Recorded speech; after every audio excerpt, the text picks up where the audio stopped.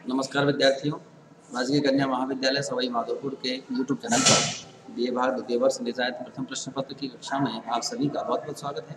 हम इस कक्षा में उद्धव शतक के छंद पढ़ रहे हैं और उद्धव शतक में जो छंद संख्या 77 है वो देखिए, और छंद 77 और 78 ये दो आज की कक्षा में पढ़ेंगे। छंद संख्या 77 इसमें देखिए, आय का सिर आय के पठाए भी प्रत्यक्ष तुम, लागते अलक्ष्य को भी जाके पछे बारे हो। कह रति ना करे वियोग लाई लाई उन, तुम जोग बात के भंडारे पसारे हो। कहू अबेलानी पे न ढर के ढरारे हो, तो मधुपुर बारे सब एक ढारे ढारे हो। ले गए अक्रूर कुरु तन में ते छुड़ाए हाय, ले गए अक्रूर कुरु तन ते छुड़ाए हाय। उदो तो मैं मानते छुड़ावने पधारे हो। इस छंद में कुछ कठिन शब्द हैं, पहले हम देखेंगे और तत्पश्चात इसका जो भावार्थ है और भावार्थ के अलावा जो सब का सौंदर्य विशिष्ट है वो देखेंगे। कसराय जो है ये इसका है कंस राय, राजा कंस मथुरा का, उसके लिए पठाए भेजे, प्रत्यक्ष प्रत्यक्ष और अलक्ष्य या प्रत्यक्ष परोक्ष रूप से, अप्रत्यक्ष रूप से। पछवारे पक्ष वाले, लाई लाई लाई, लाई जो है उसका अर्थ होता है आग, और लाई लगाना लाना। बवंडर का अर्थ आप जानते ही हो। ढरक, ढरक यानी द्रवित होना, पिघलना। और मधुपुर वाले मथुरा वाले, ढार ढांचा सांचा, ढारे ढले हुए।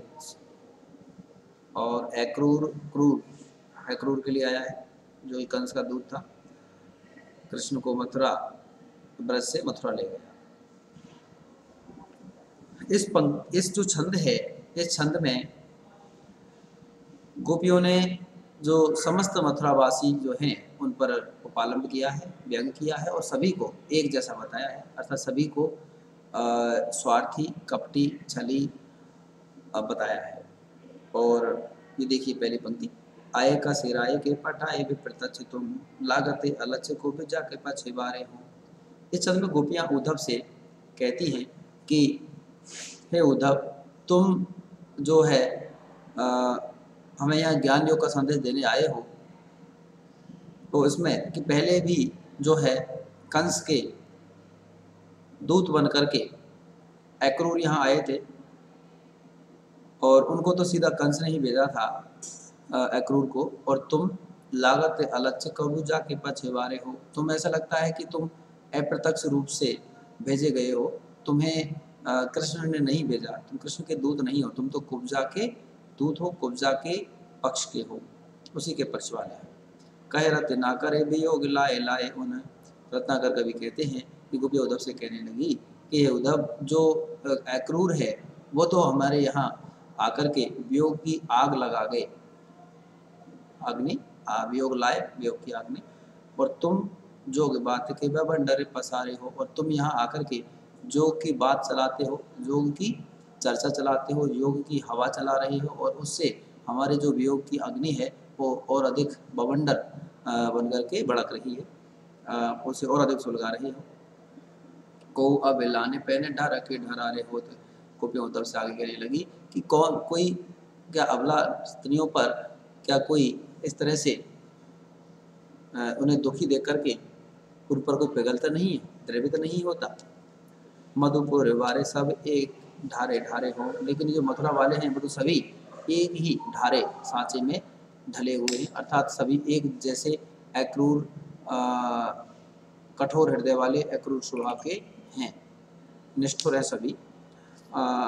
ले गए अक्रूर कुरु तन ते छुड़ाए हाय, उदो तो मेहमान ते छुड़ावने पधारे हो। जो अक्रूर थे वो क्रूरता पूर्वक हमसे हमारा प्रीतम यहाँ से छीन कर ले गए, और हमारे मन से जो है तन से हमारे मन को छुड़ाकर एक तरह से ले गए। उदो तुम मन ते छुड़ावने पधारे हो, यानी कृष्ण को वो शरीर ले गए और अब तुम कृष्ण को हमसे हमारे मन से अलग करने के लिए आए हो और हमारे मन से कृष्ण को छुड़ाने के लिए आए हो। अर्थात तुम ये ज्ञान योग की चर्चा चलाकर कृष्ण को और हमारा जो प्रेम है, एक निष्ठ प्रेम, उसको बुलाने की बात कहते हो, तो कृष्ण को छोड़ने की बातें तुम कहते हो।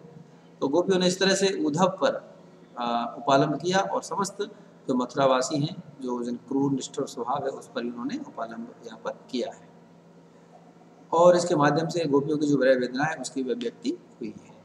इस छंद में यमक, श्लेष, अनुप्रास और रूपक, इन अलंकारों का जो काव्य सौंदर्य है वह देखा जा सकता है। हम अगला जो छंद है वो देखते हैं।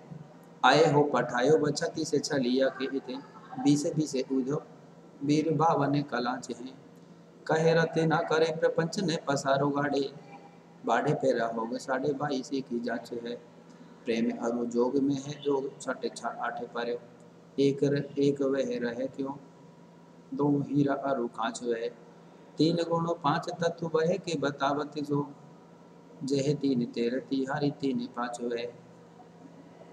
ये जो छंद है इसमें कुछ कठिन शब्द हैं। छती से छलिया अर्थात 36 गुणों वाला, छली कपटी महामक्कार, उसके लिए आया है। 20वीं से का अर्थात निश्चय ही, वीर 52 जो अवतार है उसके लिए कहा गया है। कलांच सलाम और 22.5 बहुत छोटा होना, अर्थात 52 से छोटा। छठे आठे मतलब 6 और 8 का जो योग है, कुंडली योग होता है, तो उसका एक वैर भाव के लिए यहाँ पर आया है, उसे षडाष्टक योग बोलते हैं और की वैर भाव की स्थिति होती है उसमें। 3 तेरह होना, तितर बितर हो जाना, और 3 5 करना, तर्क वितर्क करना। तो ये कुछ मुहावरे से युक्त ये जो छंद है, मुहावरे दाने इसकी विशेषताएं हैं छंद की, तो आप इसमें देखिए। इसमें जो प्रसंग की बात करें तो गोपियां उद्धव से कहती है कि आप यहाँ कृष्ण के दूत बनकर आए हो और ज्ञान योग और निर्गुण ब्रह्म की चर्चा यहाँ पर चला रहे हो, और ये कहते हैं तुम इसे बंद करो और यहाँ हमारा जो प्रेम है एकनिष्ठ है, अनन्य है, और वही उसी का हमारे लिए महत्व है। तुम हमारे प्रेम के जो आगे हमारी सारी बातें 3 5 जो कर रहे हो सब व्यर्थ है, निरर्थक है। पहली पंक्ति देखिए। आए हो पठायो बछती से छलिया के इते, कि तुम यहाँ आए हो किसके भेजने पर, छती से छलिया महामक्कार प्रथम जो कृष्ण है हमारा, उसने तुम्हें भेजा है।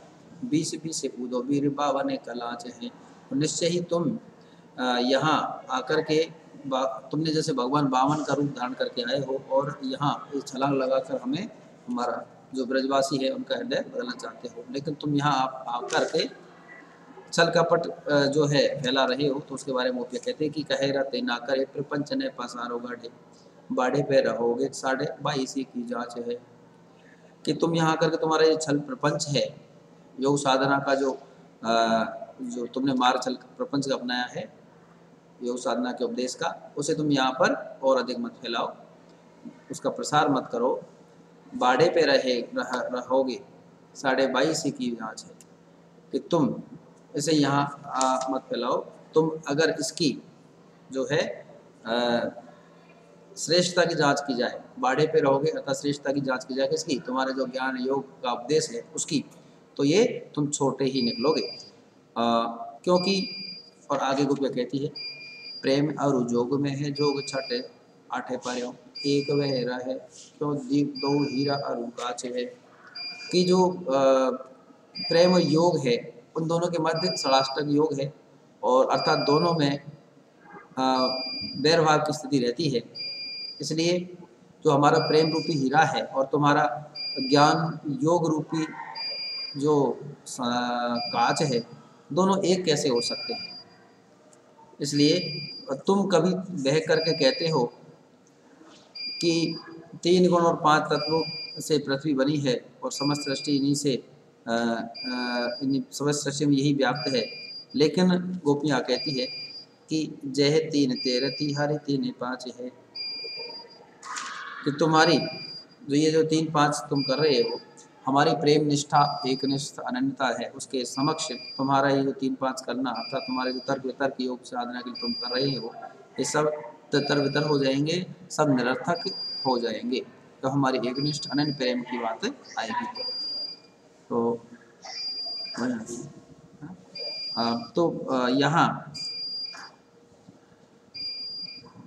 ये जो छंद है, इस छंद में ज्ञान योग और उपदेश है, उसको प्रेम के सामने छोटा और निरर्थक बताया है एकनिष्ठ अनन्य प्रेम के समक्ष। गोपियों के जो एकनिष्ठ अनन्य प्रेम है उसका चित्रण इस छंद में किया गया है। इस छंद में यमक, अनुप्रास, यथाशंख जो अलंकार है उनका सुंदर रूप देखा जा सकता है। इसके अलावा ये जो ब्रज भाषा की मुहावरे मई जो शैली है, यति गति पद मैत्री, उसका भी सुंदर रूप यहाँ हम देख सकते हैं। आज की कक्षा में हम इतना ही पढ़ेंगे। धन्यवाद।